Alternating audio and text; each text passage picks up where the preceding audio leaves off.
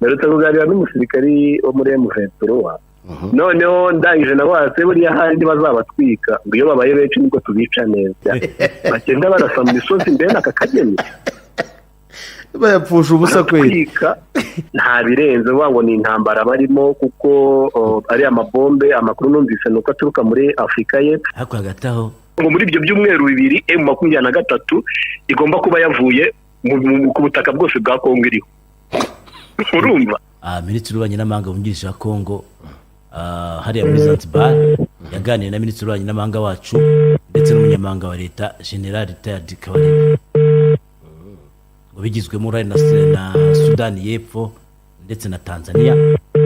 Minisitiri w'Ububanyi n'Amahanga wacu aravuga ngo ibiganiro bigamije kora ko bazahura umubano na kiriya gihugu. Ati byagenze neza nibyo gusa cyavuye. Wumva se ubwo ko batangiye kureba uko ibintu bigomba gukorwa. Bundi amagambo y'ubwayo ntacyo akora. Wa mugane wa mucece warimbye yandirimbo.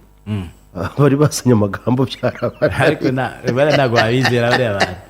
Maisha Karame baramutse wana gakeye. Okay, uracyaryamye se mayi? Oya pe. Okay, narinze kuryamye ndavuga ntabakire ntimuri abantu. abaringe Okay. Mayi. Karame. Kwa gahenge menya gashobora kuba kataragize icyo gatanga. Gahenge Matembe. Reka. Ahitwa Matembe go barasikuranye. Hafi ya Kashege hari yari Kashege ni. Kasehe. Mukindandi ga ntibayivuga iyo ga nago bayivuga bavuga Kasehe nanjye niko navugaga barankosora.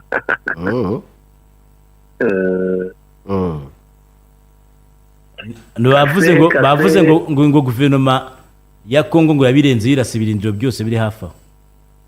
Ubundi byatangiye kwa gatanu nimugoroba. Byatangiye kwa gatanu nimugoroba. Muribuka ko 23 yari ifungiye hano bita Kasehe. Kasehe rero ni mu misozi miremire. Uba iyo wegeye imbere mu birometero birenga 10 ubugera aho bita Matembe. Nabonaga 12 nibyo bavuze. 10 entre 10 12. Matembe. Aho rero naho ni mu misozi ariko werekeza za Rubero aho bita Kingoma. Hano hari amaferme menshi cyane y'abantu bo muri kariya gace harimo n'inka nziza cyane.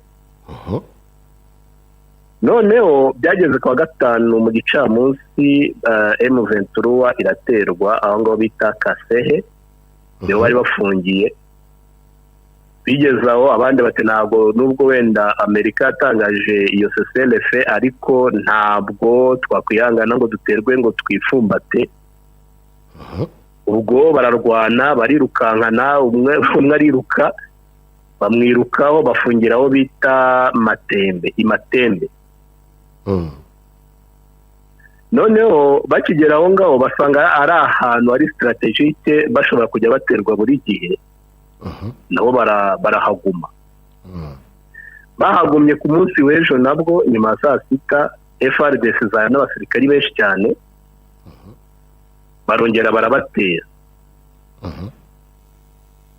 Ubwo bararwana biza kurangira M23 isa nk'ibasunitse irareba inyongera gusubika kongera kwa advancinga ngo ibirukankane irongera igaruka aho ngaho Matembe. Ubwo nibwo benshi bagiye babona amatangazo ya M23 bivuga kuri Twitter barivuga yuko batewe. Buriya twarige twa tuvuga ngo iriya ntangabo z'u Burundi ziriyo zagiyeyo. Nuvuga ngo hagiye bataye ebyiri buriya no barwana na za Kanyabayonga zari zihari kandi twarumvise zishimwa ko zacapye umwanzi zikamuha isomo ry'urusoro. Zari zihari hari n'abasirikari ba Tanzania. Tanzania na South Africa gusa cya gihugu kimwe Malawi. Malawi, yes. Malawi ni itaririyo. Buriya Tanzania na South Africa bo banze kujya Kanyabayonga bafungira Kaina na Kirumba baravuga bati mwebwe mugende mujye kurwana natwe turahangana n'izi mbunda nini. Ubwo baza kuhava gusa amakuru dufite ubu ngubu ni uko Tanzania Tanzania na South Africa bo bavuze yuko batazongera kujya kurwana muri kiriya gice ko basanze batabishobora. Abarundi bariho bagumana na FARDC, abandi bo baciyeho baza mu mujyi wa Goma. Reka da. Ubwo rero ni ukuvuga ngo kugeza amagingo aya ngaya abarundi nibo bari gufatanya na FARDC muri icyo bice bya za Matembe na za Kase, kuko bari Abatanzania n'aba South Africa bo barasaga biriya b'imbunda binini, bo barigendeye n'imbunda nazo barazitwaye kubera kugira ubwoba yuko M23 ishobora kuzibafatana. Buriya na ziriya amura abonye biriya bikoresho byagiye bifatwa byari bibitse byari ibya SADC, kuko nabonyemo ziriya guided missile nsanga rwose yego ni hatari. Hanyuma seka nkubaze ubwore wenda twihuse ibwo twabyumvise ibi bikoresho byamanutse izi APCs ntago zibuhindure imiterere y'urugamba. Ibikoresho byo ntagiye bitamanuka kuko za ndege wenda zimaze kabiri ariko n'ubundi zimaze iminsi zimanuka zizana ibikoresho. Ibikoresho bimanurwa ahangaha indege imwe bishobora kuraswa umunsi umwe cyangwa iminsi ibiri, kuko ngira ngo barabibonye za sharing ziba nyinshi, amabomba akaba menshi, ibyo bikoresho bamanura kenshi. Manza guverinema uburyo irasa wenda rikoresha ziriya za sharing cyane kuruta inyeshyamba. Ikigaragara cyo bapfusha amabomba ubusa. Urebye ukuntu bayarasa, barasa za Mushaki, urebye ukuntu barasa iriya za Kanyabayonga, yego wabonaga ari nko gupfusha ubusa. No gupfusha ubusa, ni guverinoma nyine ifite amafaranga, ariko ibikoresho byo ntagiye batabizanye, bararasa bakarasa mu misozi.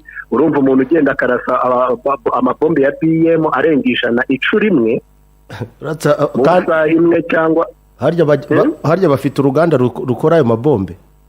Nanjye byaranyobeye, ahubwo benshi no mu mujyi wa Goma usanga bibaza abaturage ati ariko aba bantu bafite uruganda rukora aya mabombe ngana atya bagenda barasa mu misozi mbere n'aka kageni bayapfusha ubusa kweli, bayapfusha ubusa. Urumva yo kumanura ibikoresho n'ubundi ni hahandi ni ukurasa. Ariko amakuru numvise, yego biriya bintu SADC bikora kugira ngo ikorere requisition, kugira ngo isabe ibindi amafaranga. Ariko rero kuko aya mabombe ubundi aya mabombe aturuka ahanini ibi bidege byazana bya Afurika y'Epfo. Ibi bikoresho ahanini bituruka muri Afurika y'Epfo. Ni business bibereyemo, ntabwo urebye nta birenze uvuga ngo ni intambara barimo, kuko ari amabombe. Amakuru numvise nuko aturuka muri Afurika y'Epfo, noneho Kongo ikishyura Afurika y'Epfo bitewe n'ibyo bakoresheje. Hanyuma se kw'ingabo ubutumwa bwa SADC muri Mozambique busa nkaho bwasojwe, ubu ntutekereza yuko noneho ingabo za SADC zigiye kuza izari Mozambique zikaza gutera ingabo mu bitugu zisanzwe za Semidiarse hariya, noneho bakotsa umuriro ukaba mwinshi n'ibi bikoresho byaje hagashya kabisa. Meretse kuganira n'umusirikari wo muri M23